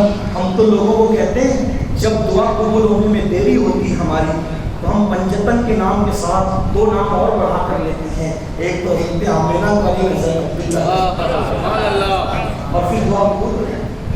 آپ بھی آسان کے دیکھنا، اس لیے کہ آپ سوچیں نا خدا نے اپنا محبوب جن کو عطا کیا، جن کی گود میں عطا کیا، جنہوں نے لوریاں کی خدا کے محبوب، کیا وہ لوگ ان کی شان کیا. تو میرے آقا نے فرمایا اے میرے صحابہ مجھے اپنی اپنی جان کی یاد آ گئی. صحابہ کرام نے اپنی جان بسی کو سن رو پڑے، وہ بھی رونے لگے. اور جب روتے روتے فاقہ ہوتا تو سرکار نے صحابہ سے کیا کہا اے میرے صحابہ کاش، دیکھو حضور کہہ رہے ہیں کاش، اللہ اللہ آقا کہتے ہیں کاش اے میرے صحابہ اگر آج میری امی سیدہ آمینہ حیات ہوتی ظاہری زندگی میں تو کیا ہوتا. صحابہ نے کہا تھا کیا ہوتا. اور سرکار فرماتے ہیں اے میرے صحابہ اگر میری امی آج حیات ہوتی اور وہ مجھے پکارتی اے محمد ادھر آؤ، میری ماں حیات ہوتی اور مجھے پکارتی اے محمد کوئی فدا ادھر آؤ، تو میں کیا کرتا. صحابہ نے کہا حضور کیا کرتے ہیں. آقا فرماتے ہیں میں نماز چھوڑ دیتا، میں نماز چھوڑ دیتا اور اپنی ماں کی کتاب پہ لبیک کہتی ہے اپنی ماں کی باتیں میں حاضر ہو رہی. آپ مجھے بتائیں رسول اللہ اپنی امی کو یاد کر کے ہو رہے اور ان کی امی کا ذکر آیا مجھے بہت پیار ہے. اللہ اکبر. میرے آقا علیہ السلام اپنی امی سے بہت پیار ہے. بلکہ میں سمجھتا ہوں اگر آج ہمارے دلوں میں اگر ماؤں کا پیار ہے تو اس بنیاد پر ہے کہ نبی نے اپنی ماں سے بہت پیار ہے. بلکہ آپ کو بتاؤں میرے نبی کی امی جان تھی ایسی، سب سے پہلے جس نے رسول اللہ کی نام کہی ہے سب سے پہلے وہ ذات رسول اللہ کی امی جان کی. امام قسطلانی نے لکھا ہے اور وہ بہت لمبی چوڑی باتیں ہیں لیکن امام قسطلانی تو اشعار بھی لکھے، لیکن جتنے ٹائم میں حضرت آ رہے ہیں تھوڑا سن لیں.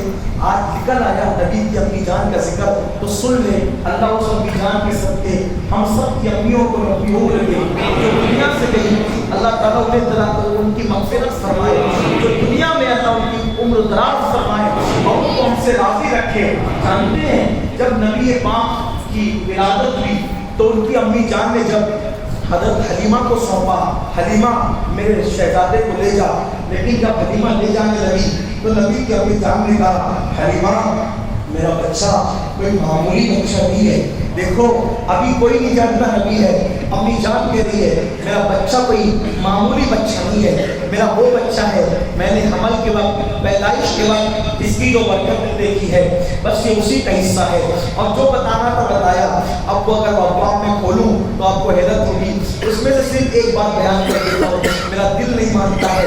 اللہ جب حضرت آمینہ بیوہ ہو گئی تھی 2 مہینے کے حضور ماں کے پیٹ میں تھے، سیدہ آمینہ بیوہ ہو گئی تھی تو عورتیں مل کر کہتی تھی وہ آمینہ تو غریب ہے، سوکھے ٹکڑے چبا کے کھاتی ہے اور تو اتنی مہنگی خوشبو لگاتی ہے بیوہ ہو کر. پہلی بات تو بیوہ کو خوشبو لگانا نہیں چاہیے اور پھر اتنی مہنگی جس کے یہاں کھانے کو پیسے نہیں وہ اتنی مہنگی خوشبو کیوں لگاتی ہے. تو حضرت آمینہ کہتی تھی مسکرا کر واللہ میں نے تو کبھی خوشبو لگائی ہی نہیں. یہ خوشبو کہاں سے آتی ہے؟ تو کہا جو میرے شکم میں شہزادہ ہے اسی کی حلیمہ کو سب باتیں جو بتانی تھی بتائی. لیکن بہرحال پھر 2 سال تک حلیمہ نے اپنے پاس رکھا، پھر مزید اور اپنے پاس رکھا. اور میرے آقا کی عمر شریف جب 6 سال کی ہو گئی تو حضرت عبد المطلب کو میرے آقا کی اپنی جان نے کہا کہ دیکھو میرے سچی کہ میرے بیٹے نے میرے شہزادے نے اپنے بابا کو نہیں دیکھا، اپنے ابا کو نہیں دیکھا، بابا کو نہیں دیکھا تو میں جاتی ہوں یثرب. اس وقت تو مدینہ منورہ کا پرانا نام یثرب تھا. میں وہاں جاتی ہوں اور وہاں میرے شوہر کی قبر ہے تو میں وہاں پر اپنے ان کے والد کی قبر میں ان کو دکھا کر لاؤں. انہوں نے بابا کو نہیں دیکھا تو کم از کم قبر ہی دیکھیں اپنے بابا کی. اور 6 سال کی عمر میں رسول اللہ کو اپنے ساتھ حضرت ام ایمن اپنی کنیز کو ساتھ لے کر 3 رکنی قافلہ مدینہ منورہ پہنچا. ابھی وہ مدینہ منورہ نہیں تھا. حضور ہجرت سے پہلے ایک مرتبہ مدینہ شریف گئے جب آپ کی عمر 6 سال کی تھی. اور کیوں گئے؟ والد کی कब्र पर उनकी अम्मी जान लेकर गई। जब वालिद की कब्र पर पहुंचे तो हज़रत आमिना कभी चेहरा देखती रसूलुल्लाह का, कभी अपने शौहर की कब्र देखती। हमारे बुजुर्गों ने उस वक्त जो अशआर उन्होंने कहे थे, बड़ी शायरा भी थी, बहुत शेर भी कहती थी, तो जो शेर है उसको भी उन्होंने लिखा है। बहरहाल शौहर का सदमा, जवान थी, जवानी में थी। हजरत अब्दुल्ला की उम्र इतनी थी कि अभी आपके चेहरे पे दाढ़ी के बाद ताली नहीं थे, आपका विसाल हो गया। तो जब हजरत अब्दुल्ला की उम्र इतनी मुख्तसर थी तो हजरत आमिना की उम्र तो और भी कम रही होगी। उस जवानी में मेरे नबी की अम्मी जान बेवा हो गई, मेरे नबी की अम्मी जान बेवा हो गई। कब्र को देखा और कब्र को देख करके नबी की अम्मी जान ने चाहे वो कुछ अशआर कहे, और जब अशआर कहे तो जो जख्म भर चुका था, जिस जख्म को भूलने की कोशिश की जा रही थी, वो जख्म फिर से ताज़ा हो गया। और फिर खूब तकलीफ हुई, खूब रोई, और रोते हुए अपने शौहर का सदमा बर्दाश्त न कर सकी। जब सदमा बर्दाश्त न कर सकी तो फिर चलते चलते बीमारी हुई, रास्ते में बीमारी और बढ़ गई। जब बीमारी बढ़ी तो क्या हुआ, मकाम अब्बा पर पहुँचते पहुँचते रसूलुल्लाह की अम्मी जान की तबीयत की हालत और बढ़ गई। उम्मे ऐमन ने जब देखा अब ये चलने के काबिल नहीं है, सेहत इनकी अच्छी नहीं है, एक छोटा सा टीला था, उस टीले पर नबी की अम्मी जान को एक चादर बिछाकर लिटा दिया गया। लेकिन मुअर्रिखीन लिखते हैं जब नबी की अम्मी को आखिरी बार जमीन पे लिटाया गया था, उस वक्त नबी की अम्मी के नीचे चादर या चटाई थी और पत्थर का सहारा था, और सीने के पास मेजर तुम्हारे नबी बैठे हुए थे। नबी रहमत की उम्र 6 साल की थी, आका बहुत खूबसूरत थे। बताओ जब अल्लाह हुजूर जवानी में इतने खूबसूरत थे अल्लाह, तो 6 साल की उम्र में हुजूर के हुस्न जमाल की कैफियत कैसी लगती होगी। अल्लाह क्या हुस्न जमाल होगा, आप तसव्वुर कीजिए। नबी की अम्मी जान लेटी है बिस्तर पे, हुजूर अलैहि सलाम अम्मी के सीने के पास बैठे हैं। नबी की अम्मी जान मेरे आका का चेहरा देखती है और रोती है, और रोते रोते कुछ अशआर कहती है। वो अशआर क्या थे उसका मफहूम सुन ले। इमाम मुस्तलानी ने लिखा है और भी मुअर्रिखीन ने लिखा है, कहती है कि मैंने चांद जैसे बेटे को जन्म दिया है, और कहती है हर नई चीज पुरानी हो जाएगी। देखो नबी की माँ का ख्याल, हर नई चीज पुरानी हो जाएगी, हर उरूज को ज़वाल है, मतलब हर ज़वाले राह कमालो, हर कमाले राह ज़वाल, हर चीज उरूज पे पहुंचते ज़वाल को पहुंचती है, हर नई चीज पुरानी हो जाती है, हर नामवर को भुलाया जा सकता है। फरमाती है मगर ज़माना मुझे कभी नहीं भुलाएगा, ज़माना मुझे कभी नहीं भुलाएगा।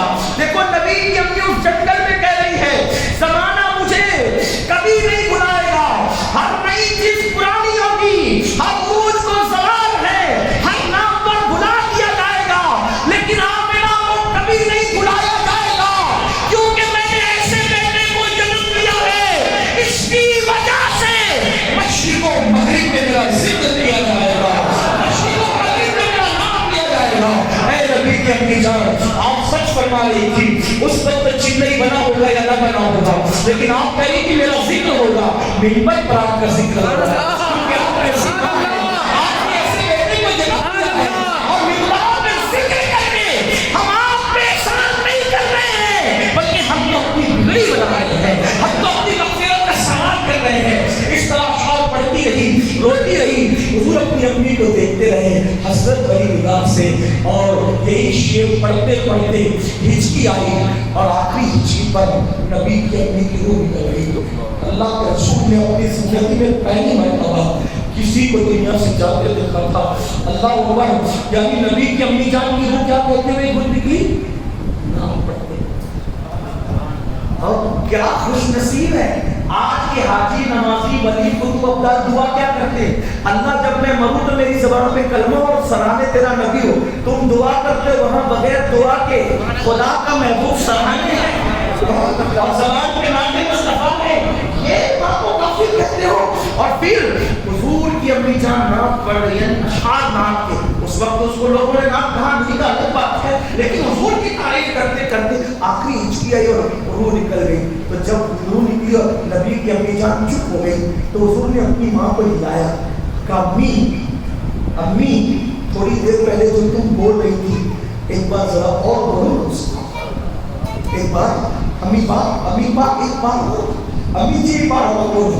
मैंने मेरे नबी को 6 साल के मेरे नबी को सीने से لیا اور چتا پہ فرمایا شہزادے جو دنیا سے جاتے وہ بولا نہیں کرتے، جو دنیا سے جاتے وہ بولا نہیں کرتے، اور چپ کرا دیا رسول رو پڑے، باقی طور پہ رو پڑے۔ میں کہتا ہوں یہ اللہ کی حکمت تھی کہ ام ایمن نے سینے سے لگا کر کے حضور کو خاموش کرا دیا۔ اگر دوبارہ میرے نبی کہتے تھے نا کہ امی بولو، اگر دوبارہ کہتے تھے تو پھر دنیا دیکھ لیتی کہ نبی کی بات بولتا، لیکن ابھی بندے ڈالنے تھے، ابھی کوئی حکمت تھی۔ میرے آقا نے امی بولو نا، تو ام ایمن نے کہا شہزادے جو دنیا سے، اور بلکہ ام ایمن کو بلا کے کہا ام ایمن میری امانت ہے اس کو سنبھالنا، جاتے جاتے کہا میری امانت اور اس کو سنبھال کے مقبرے پہ پہنچا۔ میں نے بہت قیمتی بیٹا جنم دیا، میرا بیٹا بہت قیمتی، بہت شان والا بیٹا ہے میرا، کیونکہ میں نے ولادت کے وقت جو چیز دیکھی وہ کسی اور بچے کا حصہ نہیں ہے۔ وہ میمن کا میری امانت لے جانا، اور وہ میمن ایک کنیز تھی، لیکن وہ میرے آقا سے کہا شہزادے محمد جو دنیا سے چلے جاتے ہیں پھر ان کو زمین میں دفنایا جاتا ہے، آپ ان کی قبر کھولیں گے۔ میں تھوڑا شرح کے ساتھ بیان کر رہا ہوں تاکہ لوگ سمجھ جائے، بچے بھی سمجھ جائے۔ کہا ہم ان کی قبر کھولیں گے، تو حضور علیہ السلام نے 6 سال کی عمر میں ننگے سے ہاتھ سے پتھر لیا اور وہ میمن کے ساتھ مل کر کے اپنی امی کی قبر کھولی۔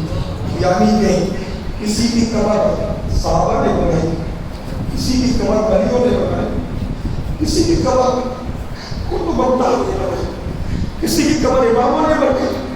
آمینہ وہ خوش نصیب ہے جس کی قبر رسول اللہ نے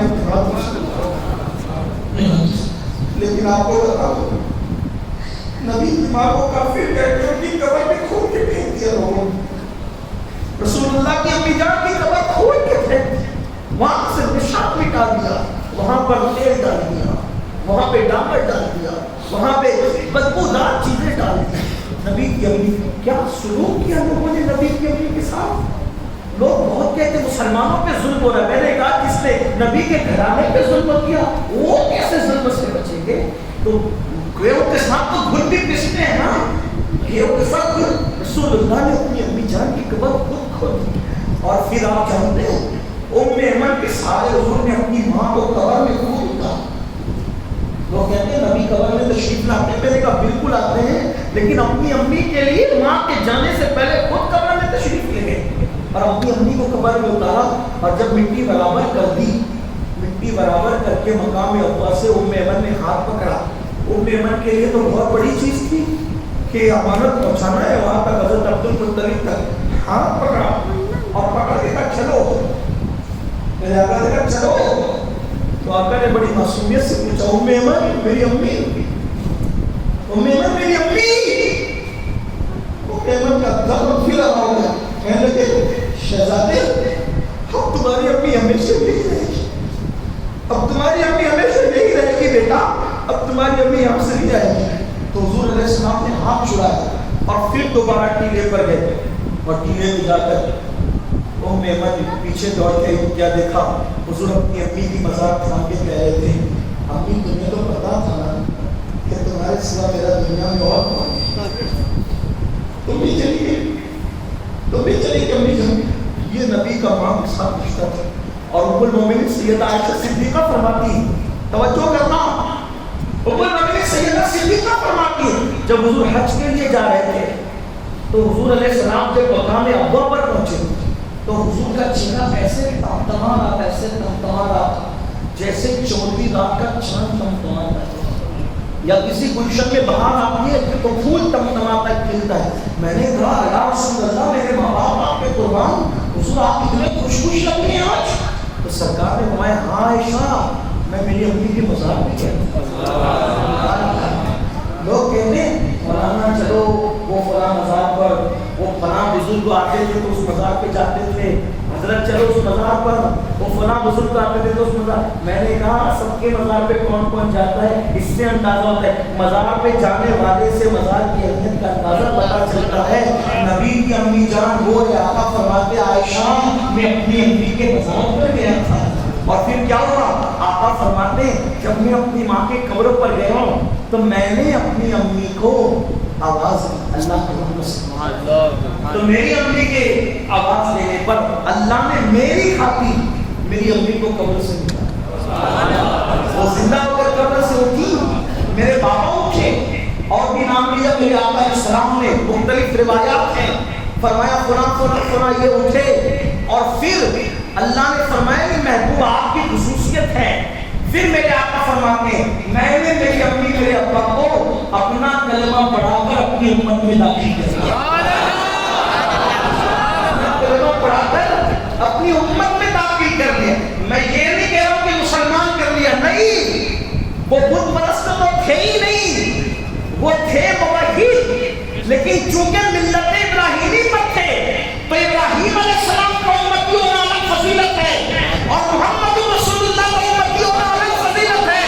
حضور نے کلمہ پڑھا کے مومن نہیں بنایا، بلکہ حضور نے کلمہ پڑھا کر اپنی امت میں شامل کیا، امت کا شرف عطا کیا ان کو، اللہ اکبر۔ تو فرمایا میرے لیے نہیں اٹھایا، تو آقا فرماتے میں وہاں سے آ رہا ہوں، اسی لیے حضور کا چہرہ اتنا خوش تھا، تمتما رہا تھا۔ دیکھو رسول پاک تو اپنی امی جان سے اتنی محبت کرے، اتنا پیار کرے، اور اس طرح کی داستان رقم ہو، اور آج ہم اپنے ماں باپ کی توہین، اپنے ماں باپ کی بے عزتی، اپنے ماں باپ کی بے ادبی کریں۔ نہیں، اللہ کے رسول علیہ السلام نے یہاں تک فرمایا جو چاہتا ہے اللہ اس کی عمر میں برکت کرتا ہے۔ توجہ میری طرف رکھیے، حضرت تشریف لے آئیں تو بات مکمل ہو گئی، توجہ میری طرف رکھیے کہ آقا ارشاد فرماتے ہیں دیکھو پوری دنیا کی دولت ایک داؤ پہ لگا دو، ہم ایک لمحہ نہیں بڑھا سکتے، زندگی کا ایک لمحہ نہیں بڑھا سکتے، مگر میرے آقا فرماتے ہیں جو ماں باپ کے ساتھ اس میں سلوک کرے گا، کتنی بڑی بات ہے، عمر بڑھانے کا نسخہ، عمر طویل کرنے کا نسخہ، حدیث کی روشنی میں میرے آقا فرماتے ہیں جو اپنے ماں باپ کے ساتھ اس میں سلوک کرے اور اس کی 3 سال کی عمر بچ جائے، اس کی پوری زندگی ختم ہو جائے اور صرف 3 سال کی عمر بچ جائے، اور وہ اپنے ماں باپ کے ساتھ اس میں سلوک کرے، تو اس کے سلوک کی برکت سے اللہ اس 30 سال کو 30 سالوں میں تبدیل فرما دے۔ یہ ماں باپ کے ساتھ اس میں سلوک، اور فرمایا اگر کوئی اپنے ماں باپ کے ساتھ بدسلوکی کرے، ان کا دل دکھائے، انہیں تکلیف پہنچائے، آقا فرماتے ہیں اگر اس کی 30 سال کی عمر ہوگی تو اللہ اس کو گھٹا کے 3 سال کر دے گا۔ یعنی ماں باپ کے ساتھ بے حرمتی کرنے والے، ماں باپ کو ستانے والوں کی اللہ عمر گھٹاتا ہے، ان کی رزق سے برکت اٹھاتا ہے، اور یہاں تک آج اپنے ماں باپ کے ساتھ جیسا سلوک کرو گے، اگر اچھا کرو گے، انشاءاللہ آپ کی اولاد اس سے بہتر سلوک کرے گی، اور اگر آپ نے اپنے ماں باپ کے ساتھ بدسلوکی کی تو جو بدسلوکی آج آپ کر رہے ہیں اس سے بدترین سلوک آپ کی اولاد کرے گی۔ اس لیے کہ میرے نبی کا فرمان ہے البر لا یبلا والذنب لا ینسا والدیان لا یموت اعمل ما شئت کما تدین تدان۔ آقا علیہ السلام فرماتے ہیں نیکی کبھی پرانی نہیں ہو سکتی، گناہ کبھی بھلایا نہیں جا سکتا، اور بدلہ دینے والے خدا کو کبھی موت نہیں آ سکتی۔ آقا ارشاد فرماتے ہیں جب نیکی بھلائی نہیں جا سکتی، اللہ اکبر، نیکی کبھی پرانی نہیں ہو سکتی، گناہ بھلایا نہیں جا سکتا، اور اللہ کو کبھی موت نہیں آنے والی ہے، تو فرمایا پھر تو جو چاہے کر، ما شئتا اعمل ما شئتا، پھر تو جو چاہے عمل کر، کما تدین تدان، جیسا کرے گا ویسا بنے گا، جیسا کرے گا ویسا پائے گا۔ یاد رکھیں ماں باپ کو ستانے والے مرتے وقت کلمہ زبان کے نہیں آتا، فرمایا گیا 2 لوگوں کو دنیا میں سزا ملتی ہے، 2 لوگوں کو دنیا میں سزا کے بغیر 2 لوگ کبھی نہیں مرتے، ایک تو ماں باپ کا گستاخ اور ایک تو اپنے نبی کا گستاخ۔ ماں باپ کے گستاخ اور نبی کے گستاخ کو موت سے پہلے سزا ملتی ہے، بڑی بدترین زندگی ہوتی ہے، وہ موت مانگتے تو انہیں موت بھی نہیں آتی، اس لیے لیکن آج کیا کہیں اپنے جوانوں کو، نہ نماز ہے، نہ حرام رکنے سے پرہیز ہے، نہ ماں باپ کا ادب ہے، نہ ماں باپ کی تعظیم ہے۔ آپ کو بتاؤں آج کل ہم مسلک اعلیٰ حضرت کی بات کرتے ہیں، اعلیٰ حضرت نے لکھا ہے امام احمد رضا نے کہ ماں باپ کے حقوق میں سے ایک حق یہ ہے کہ ماں باپ سے ڈائریکٹ بات نہیں کر سکتے آپ، اسلام کا نقطۂ نظر کیا، توجہ کرنا، کوئی نہیں کر رہی یہ سب، آج صرف نمائش ہو رہی ہے سب، ہے نا؟ کیا ہے ماں باپ کا حق؟ فرمایا ڈائریکٹ بات نہیں کر سکتے ماں باپ سے، پھر کب پہلے اجازت دو، پہلے ماں باپ سے بات کرنے سے پہلے اجازت دو. ہے یہ گھروں کے اندر؟ دین کہاں ہے؟ کسی بزرگ سے پوچھا گیا تھا دین کہاں ہے؟ کتابوں میں ہے. دیندار کہاں ہے؟ پتا قبروں میں. اب کیا ہو رہا ہے؟ نمائش ہو رہی ہے، سب دکھاوا ہو رہا ہے. ماشاءاللہ امام اہل سنت کہتے ہیں کہ جب اپنے ماں باپ سے بات کرو پہلے اجازت دو، اور جب کوئی اجازت دے تو ایسے بات کرو عاجزی سے جیسے غلام اپنے آقا سے بات کرتا ہے. یہ انداز ہے اپنا. جو 5,000 روپے کی نوکری پہ رکھتا ہے اس کے سامنے تو ہاتھ باندھ کے بات کرتے ہیں، اور جس ماں نے 9 مہینے تک پیٹ میں رکھا اس کو کیسے ہاتھ دکھاتے ہیں، اس کو کیسے ڈانٹتے ہیں، اس کو کیسے چلا کے بات کرتے ہیں. سرکار غریب نواز رضی اللہ تعالیٰ عنہ لکھتے ہیں، بلکہ فرماتے ہیں اپنے ملفوظات میں کہ میں نے اپنے نانا جان کی ایک حدیث پڑھی کیا کہ قیامت کے دن ایک بندہ ہوگا جس کے پاس پہاڑوں جیسی نیکیاں ہوگی، پہاڑوں جیسی نیکیاں، اور جب اس کے نام اعمال میں جب وہ نیکیاں رکھی جائے گی، اس کا نام اعمال نظام پہ رکھا جائے گا تو اس کا نیکیوں کا پلڑا بہت بھاری ہوگا. یعنی ہر نیکی اس کے نام اعمال میں ہے، نیکیوں کا پلڑا بھاری ہے. وہ سوچ رہا ہوگا میں ابھی جنت میں گیا، ابھی جنت میں گیا. ایسے میں اس کے گناہ کے پلڑے میں ایک چھوٹا سا کاغذ کا ٹکڑا گرے گا. جب چھوٹا سا کاغذ کا ٹکڑا اس کے گناہ کے پلڑے میں گرے گا تو اس کا سارا نیکی کا پلڑا ہلکا ہو جائے گا اور گناہ کا پلڑا بھاری ہو جائے گا. اور پھر حکم ہوگا اس کو منہ کے بل گھسیٹتے ہوئے جہنم میں لے جاؤ. وہ بندہ کہے گا مولا میں نے پوری زندگی نیکیاں کی، اس چھوٹے سے کاغذ کے ٹکڑے پہ لکھا کیا تھا جس کی وجہ سے میری ساری زندگی کی نیکی ہلکی ہو گئی؟ تو جواب آئے گا تو نے ایک مرتبہ اپنی امی سے یا اپنے ابا سے چلا کر بات کی تھی، وہی چلا کے بات کرنے والا گناہ یہ کاغذ کے ٹکڑے میں لکھا تھا جس کی وجہ سے تیری ساری زندگی کی نیکی ہلکی ہو گئی. بتاؤ ایک بار چلا کے بات کرنے کا یہ انجام ہے تو لوگ کیا کیا سلوک کر رہے ہیں. بہت سارے لوگ آپ کے چلے میں آتے ہوئے کمانے کے لیے کما دما کے مالدار بن گئے، ماں باپ وطن میں ہے اور کتنی خبر گیری کرتا ہے. بلکہ اللہ اکبر جب بچہ ہوتا ہے بندہ تو کہتا ہے میری ماں میری ماں. ہر بچہ کہتا ہے میری ماں میرا باپ، میری ماں میرا باپ. یعنی ماں باپ سے پیار لینا تھا بچپنے میں تو میری ماں میرا باپ کرتے رہے، اور جب ماں باپ بوڑھے ہو گئے ان کو کھلانا پلانا ہوا تو ہر بھائی دوسرے کو کہتا تیری ماں نہیں ہے، تیرا باپ نہیں ہے، تیری ماں نہیں ہے، تیرا باپ نہیں ہے. یعنی جب انہوں نے پیار دیا تو میری ماں میرا باپ کرتے رہے، اور جب پیار دینے کی بات آئی تو تیری ماں تیرا باپ کرنے لگے. یاد رکھنا مسجد بنانے پہ خرچ کرو گے اتنا ثواب نہیں ملے گا، مدرسوں پہ خرچ کرو گے اتنا ثواب نہیں ملے گا. ایک بات بڑھ کر کہہ دوں، پیروں پہ خرچ کرو گے تو بھی اتنا نہیں ملے گا جتنا ماں باپ پہ. آج جلسوں میں پیروں کے ہاتھ چومے جاتے ہیں، نظرانہ اچھی بات ہے، چوما پر میں منع نہیں کرتا، اچھی بات ہے. ہم پیروں کے مخالف بھی ہم بھی پیر رکھتے ہیں، لیکن آپ کو بتانا نہیں چاہتا بڑی بڑی گڈیاں نظرانوں کی دے دو، اللہ نے دیا دو. لیکن آپ سے پوچھتا ہوں جتنا دل کھول کر کے یہاں خرچہ کرتے ہو اتنا ماں باپ پہ بھی کرتے ہو. ہاتھ چومنے کے لیے اتنا دھکم دھکی کرتے ہو تو ماں باپ کے لیے کبھی ہاتھ پہ چومے. اگر ان کے نہیں چومے اور یہاں چومے تو یہ چومنا تمہارے منہ پہ مارا جائے، کیونکہ یہاں تو علماء سادات مشائخ کے ہاتھ چومنے کے لیے ہزاروں لوگ ہیں، لیکن اپنے ماں باپ کے لیے تو اپنی ہے. اس باپ سے پوچھو جب چند لوگوں کے سامنے تم اپنے باپ کا ہاتھ چومتے ہو تو اس کا سینہ کتنا بڑا ہو جاتا ہے. اس ماں سے پوچھو جب ماں کے سامنے لوگوں کے سامنے تم ماں کے ہاتھ پر چومتے ہو تو ماں کا دل کتنا بڑا ہو جاتا ہے. حیرت ہے، حیرت ہے. یاد رکھنا یہ بھی بات، بڑے سے بڑا عالم، بڑے سے بڑا متقی، بڑے سے بڑا عابد آپ کے لیے دعا کرے، کوئی گارنٹی نہیں ہے کہ اس کی دعا تمہارے حق میں قبول ہوگی. اللہ بے نیاز ہے، چاہے تو قبول کرے چاہے تو رد کر دے. لیکن ایک دعا ایسی ہے میرے آقا فرماتے ہیں جب تمہارے ماں باپ تمہارے حق میں دعا کرتے ہیں تو اللہ اس کو قبول ہی فرما لیتا ہے. آئیے حضرت تشریف لا رہے ہیں، حضرت استقبال لا رہے ہیں. تکبیر، نعرہ رسالت،